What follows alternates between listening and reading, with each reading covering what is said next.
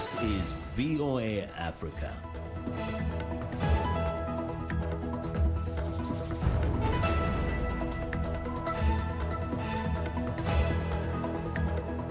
Good evening, I'm Esther Githu. It's Monday, December 2nd. This is Africa 54. Botswana's worst drought in a decade makes a wasteland of harvests and livestock. As World AIDS Day turns 31, the United Nations sounds the alarm on children at risk. And what's standing between this Kenyan runner and winning the gold? We'll explain.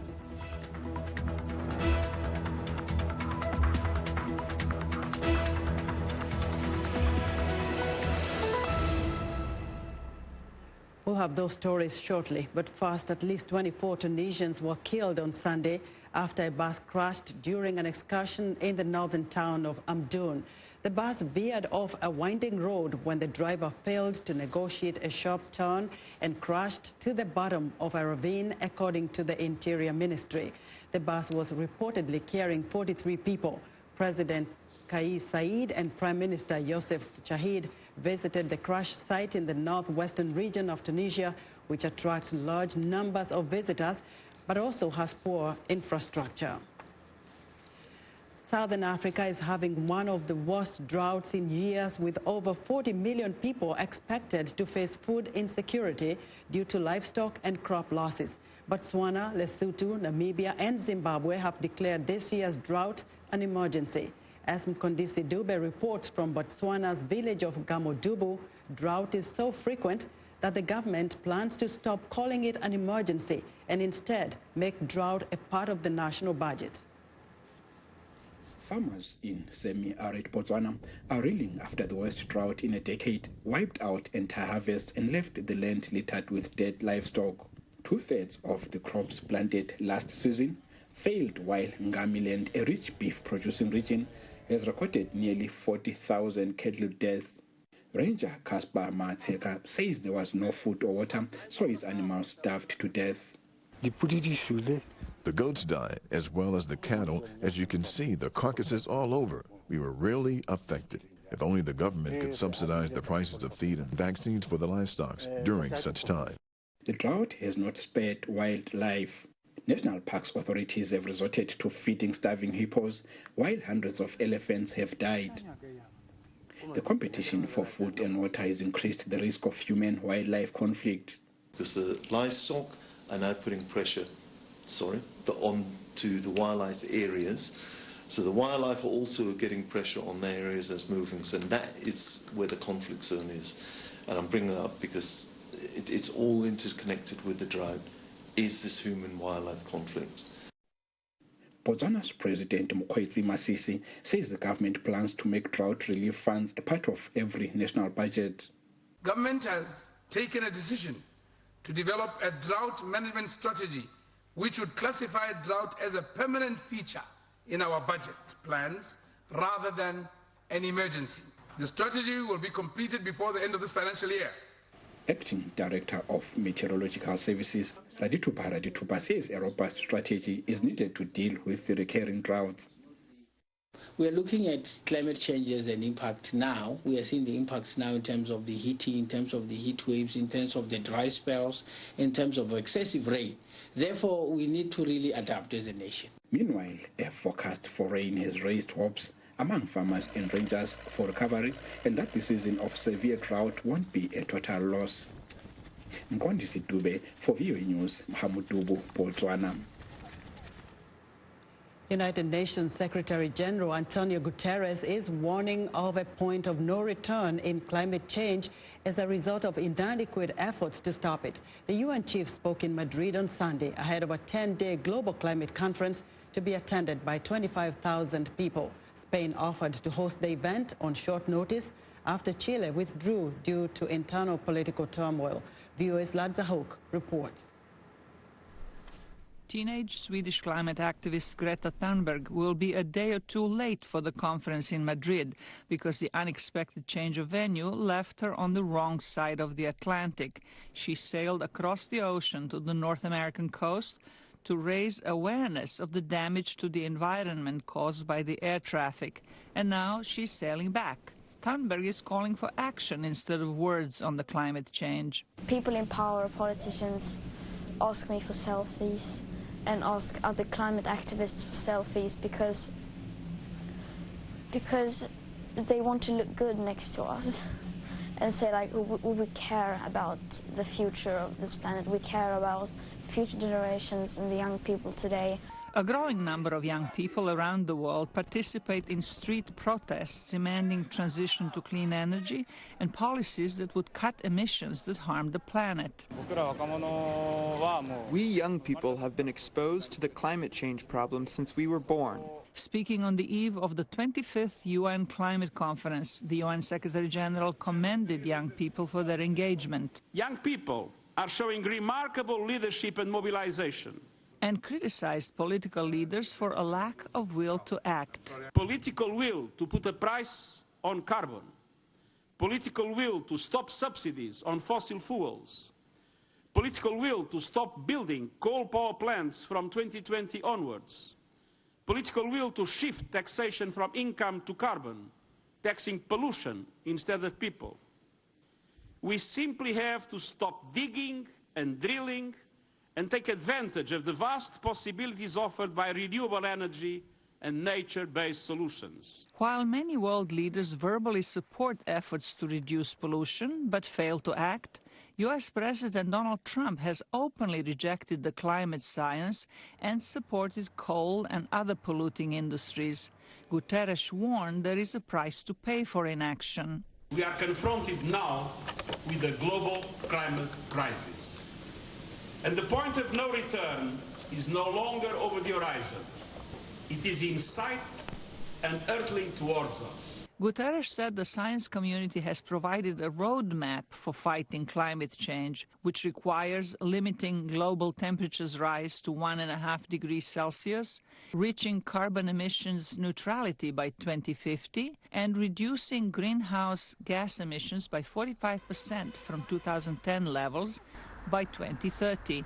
He called on nations to commit to those goals. Zlarica Hoke, VOA News, Washington.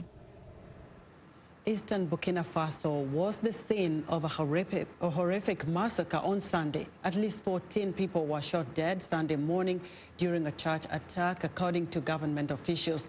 The attack took place in the village of Hantokura, near the border with Niger. The timing of the latest incident during hours of worship mirrored other attacks on Christians this year.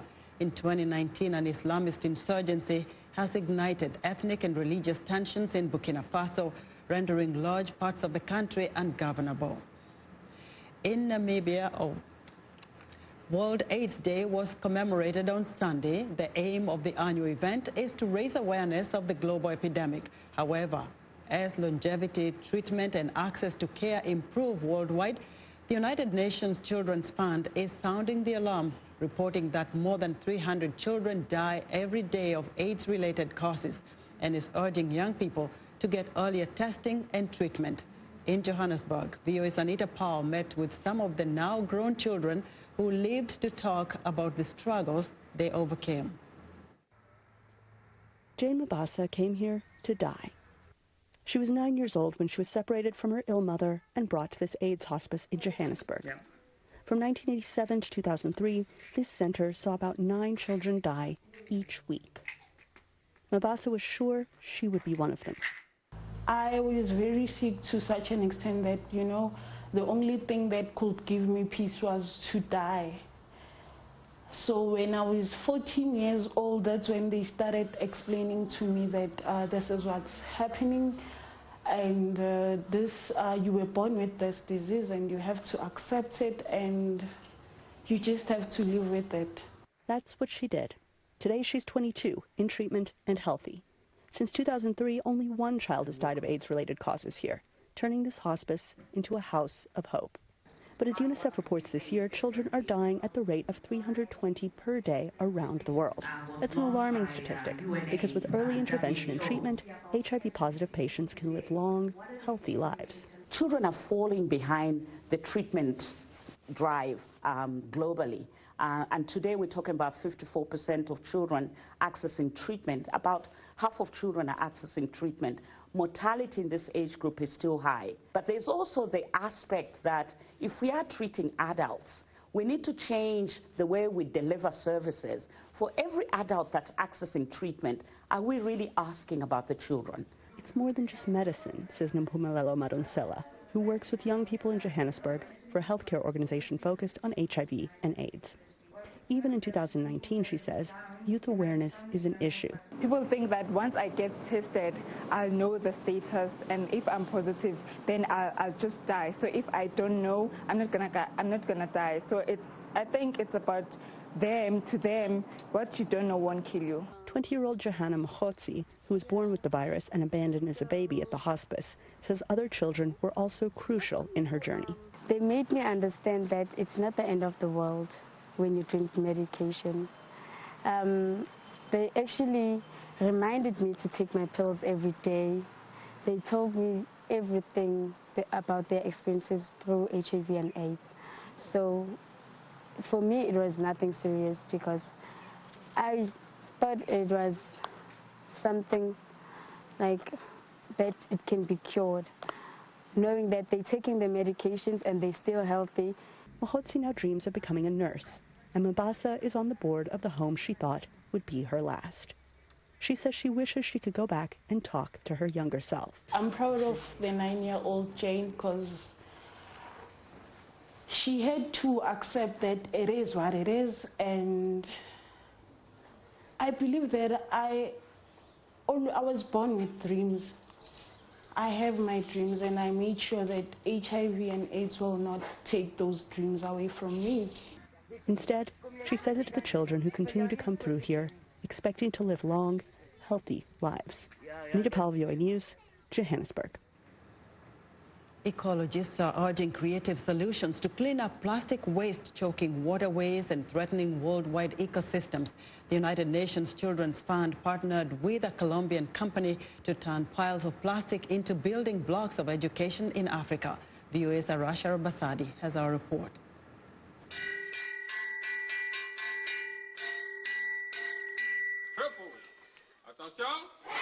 Not long ago, 114 students had nowhere to study. It was February and March. There was a strong wind followed by heavy rain. To our big surprise, when we woke up, the school collapsed. Then, a new kind of building project took shape in the western Ivory Coast region of Sakasu. UNICEF found me and said they'd heard of our difficulties and said they'd come out and build 3 classes for the children in our community with plastic bricks. I laughed. Far from a joke, UNICEF partnered with a Colombian company called Conceptos Plásticos, or Plastic Concepts. These classrooms are pretty strong, they are safe, they're water retardant, they're fire retardant, they're water resistant, and they as well last a longer period compared to normal traditional classrooms. The building project takes discarded plastics and turns them into construction-grade bricks. Plastic buildings? Okay, let's wait and see. And later on, the school just came out of the earth. I'm a living witness. That has given us hope. The project may give hope to thousands of other children in Ivory Coast. Conceptos Plásticos is constructing an in-country factory to convert even more plastic into bricks. Before we had bad construction, UNICEF came to build us this building. We like it. UNICEF says Yamoussoukro, the capital city, produces more than 280 metric tons of plastic every day and recycles only about 5% of that. The Plastic Brick Project aims to build schools for more than 25,000 children and give jobs to women in low-income neighborhoods. Arash Arabasadi, VOA News, Washington. We're excited to hear what you think about Africa 54. Join the discussion on Facebook. The address is Africa 54. We're also streaming our broadcast live on Facebook. Please watch and share our show with your friends. Also, check out our headlines 24/7 on voaafrica.com. Still to come, the Olympic hopeful push to greatness by a fellow Kenyan runner. We'll be back.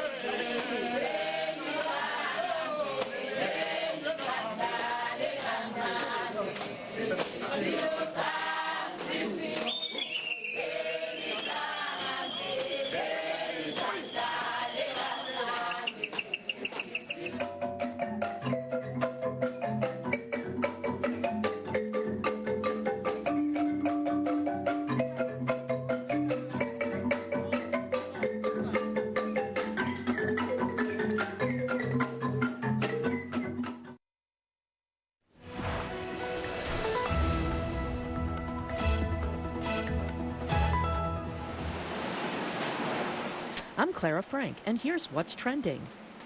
Beef is back, despite the growing trend of environmentally friendly vegan foods, according to California's Beef Council, which says meat is a big draw at high-end restaurants.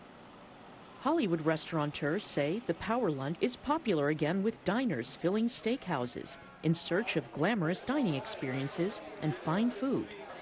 Consumer demand for beef at retail is up 15% in the past 7 years, according to the Beef Council, which claims the upward trend is expected to continue into 2020.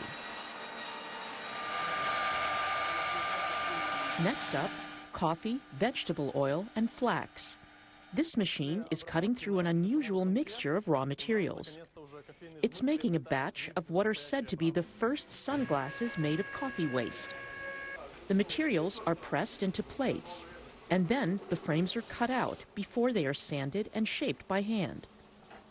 The final stage involves attaching ecological cellulose triacetate lenses.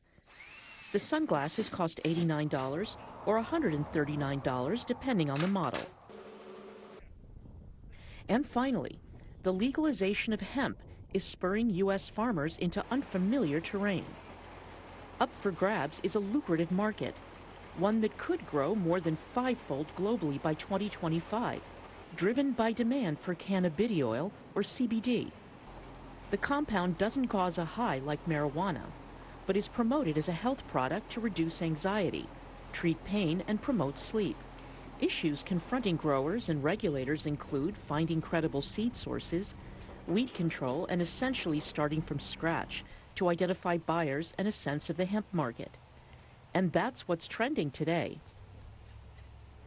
In Namibia, Hage Geingob has won the 2019 presidential election with 56% of the vote, according to the Electoral Commission of Namibia. Geingob survived the country's biggest corruption scandal, an economic recession, and a fractured ruling party. He was seeking a second and final term in the November 27th election. Geingob avoided a potential runoff against a member of his own party, Panduleni Itula, who was running as an independent. He garnered only 29% of the ballot. The White House says it will not participate in Wednesday's impeachment hearing by the House Judiciary Committee. Committee Chairman Gerald Nadler invited U.S. President Donald Trump and his counsel to attend the committee's first hearing as the impeachment inquiry moves into its next phase. While no one expected Trump to attend, he plans to be at a NATO summit near London this week. White House counsel Pat Cipollone is also declining the invitation. Cipollone says he will reply by the end of the week on whether the White House would appear at future hearings. Nadler assured Trump and his counsel in his invitation letter last week that he remains committed to ensuring a fair and informative process. Wednesday's Judiciary Committee hearing will focus on the constitutional grounds surrounding impeaching a president. Donald Trump faces a process that could end with his removal as President of the United States. Impeachment hearings underway now in the House of Representatives are just the start of what is prescribed by the U.S. Constitution. In today's installment of American Impeachment, VOA Steve Reddish has an overview of what is taking place. Impeachment.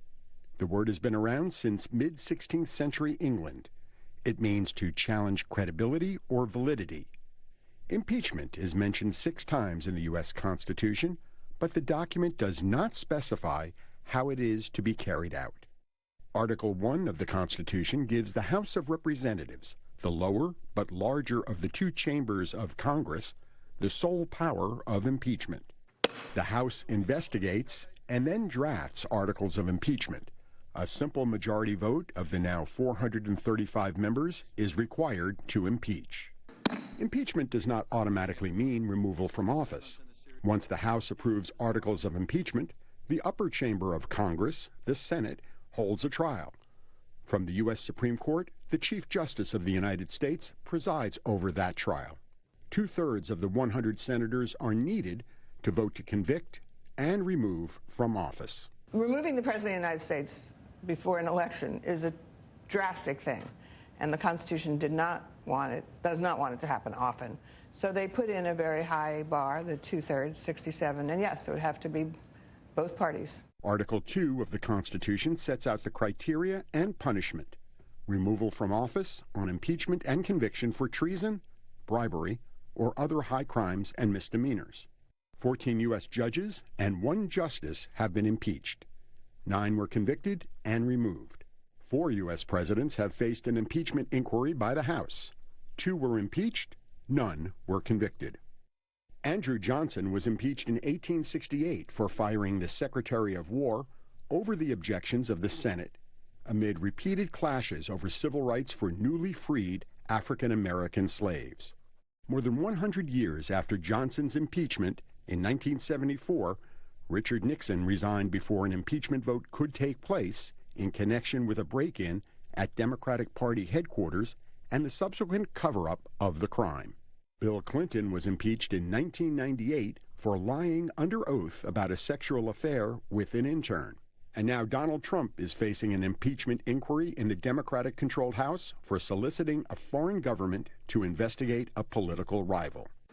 Impeachment hearings are underway, with a vote likely before the end of the year. Steve Reddish, VOA News. Be sure to join us Tuesday when we bring you part 2 of a process that could end with the removal of Donald Trump as President of the United States. The impeachment hearings that are underway in the House of Representatives represent the beginning part of what is prescribed by the U.S. Constitution. VOA Steve Reddish will explain one of the more vague aspects of impeachment: high crimes and misdemeanors.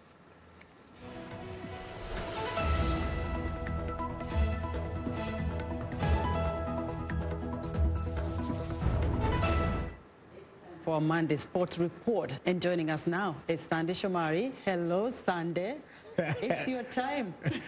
Hello, Esther. Thank you so much, and I'm ready for my time. Yeah. Okay, World Heavyweight Champion Andy Ruiz Jr., the Destroyer, takes on Brittany Anthony Joshua in the rematch dubbed the Clash on the Dunes in Saudi Arabia on Saturday, December 7th. The Mexican-American champ Ruiz says he is the more skilled fighter, and Anthony Joshua will have to rethink his strategy in their title rematch. Ruiz produced one of boxing's biggest upsets when he dethroned the previously undefeated world champion Anthony Joshua with a 7th round knockout at New York's Madison Square Garden in June. Their second WBA, IBF, and WBO title showdown takes place after Joshua, a former Olympic champion, triggered a rematch clause. Ruiz says the fans, in his words, can expect fireworks when they slug it out again on Saturday. Uganda's Joshua Cheptegei set a new 10-kilometer road world record in Valencia, Italy on Sunday, closing out the season in style by eclipsing the previous benchmark set by Kenyan Leonard Common. The current 10,000-meter world champion, who won the IAAF World Cross Championships earlier this year in Denmark, clocked 26 minutes and 38 seconds, improving on Leonard Common's 2010 record by 6 seconds. And in less than an hour from now, the world will see who is the next Ballon d'Or winner for 2019. As world football will crown a new king for 2019, and all eyes are on leading stars: Argentinian star Lionel Messi, Liverpool star Virgil van Dijk, and Cristiano Ronaldo as they go head-to-head in the hope of winning this year's Ballon d'Or. When 24-year-old Kenyan runner Timothy Cheruiyot is sprinting to the finish line at Bolt's top races, he knows one man can stand between him and gold, his best friend. Tom Skelly explains. My prayers is to get into the team. That's my prayer. And Olympics for me is starting now. And when Kenyan runner Timothy Cheruiyot is sprinting to the finish at the world's top races, he knows there's one man who can stand between him and gold, his best friend. The shy 24-year-old trains alongside fellow Kenyan 26-year-old Elijah Manangwi, who was the 1500 meters world champion until Cheruiyot clinched the title this year. I love how he's trained. He has a speed, me having endurance. So we motivate each other. Yeah. And sometimes when I let him win, I'm happy. When I win, it's okay. The pair's coach, Bernard Uma, praises their drive to outperform each other. Team is working extra hard to catch up with him. And this is putting Elijah on toes that, this young boy should not catch up with me. So this is sibling rivalry, which is very positive here. Cheruiyot was already coming close by 2017, taking silver 38 seconds behind Manangwi at the 1500 meters World Championships. This year, Cheruiyot won the Diamond League trophy for the third time in a row. And in October, took his first 1500 meters World Championships gold in Doha, but without his friend, whose injury meant he was unable to defend his title. The eldest of four siblings, Cheruiyot was born to tea and maize farmers in West Kenya. He started running to and from primary school, was soon competing at regional level, but returned to the farm in 2011. Fortunately, friends encouraged him to keep running, and at 2014 trials in Kenya, coach Uma spotted the 6-foot 18-year-old as a future champion. And the year comes looking a very strong guy from the village, with a very rugged running style, and polished and coordinated, but finishing third, and so dejected, without proper training, without proper techniques. So this is where the interest came, that if he can run like this, and there's nothing, no one has polished him. Both men praying that polish can work its magic at Tokyo 2020. That was Tom Skelly from Reuters reporting, and that wraps our sports for today. Back to you, Esther. Thank you so much, Sandy. We'll see you again Monday, right? Right here on Africa 54. All right, that's Sandy Shomari. He will bring you other sports Monday. And that's our show for today. Good night from Washington.